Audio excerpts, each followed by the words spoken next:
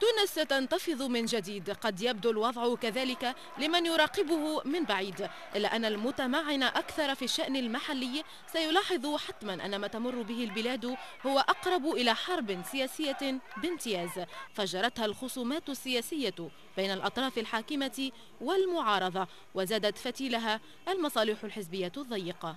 فوسط أجواء من التصعيد خرج حوالي 50,000 مواطن هنا في صفاقس، ثاني أكبر محافظة في البلاد من حيث الثقل الاقتصادي والديمغرافي، احتجاجا على الاعتداء الذي تعرض له مقر الاتحاد العام التونسي للشغل بالعاصمة قبل أيام عقب صدامات بين نقابيين وأنصار حركة النهضة أسفرت عن إصابة العشرات.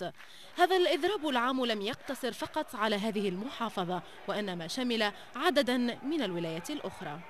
تونس تشهد أزمة كبيرة، ولكن في نفس الوقت زاد هبة شعبية عظيمة للدفاع على منظمتنا العتيدة الاتحاد العام التونسي للشغل، وما صار اليوم في صفاقس وفي عديد الجهات الأخرى من انتفاضة شعبية على غرار موقع في 12 جانفي وقبل كذلك 12 جانفي في جهات الأخرى، باش تكون رسالة موجهة لكل أعداء الاتحاد، رسالة موجهة لكل من يحاول يطور على الاتحاد العام التونسي للشغل ويتصور أنه البلاد خلات له وبقى وحده هنا في البلاد.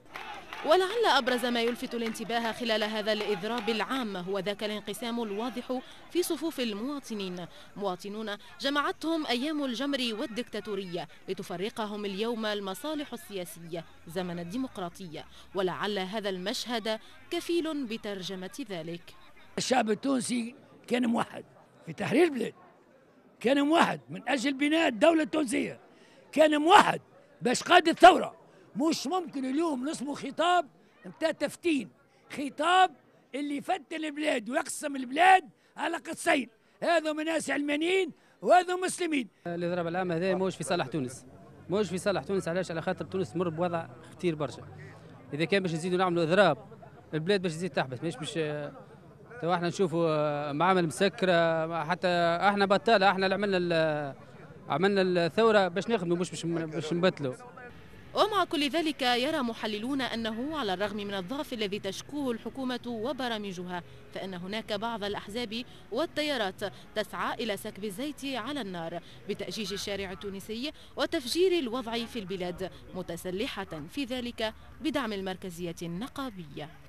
تونس قبالة أزمة فعلية، إضرابات عامة في المحافظات، توتر سياسي وتهديد بإضراب عام سيشمل كامل تراب الجمهورية الخميس المقبل، وضع حرج يدعو الجميع إلى ضبط النفس أكثر وعدم الانزلاق في فتنة أخرى، والأهم من ذلك التسريع بالتوافق والحوار وتبديد الخلافات السياسية.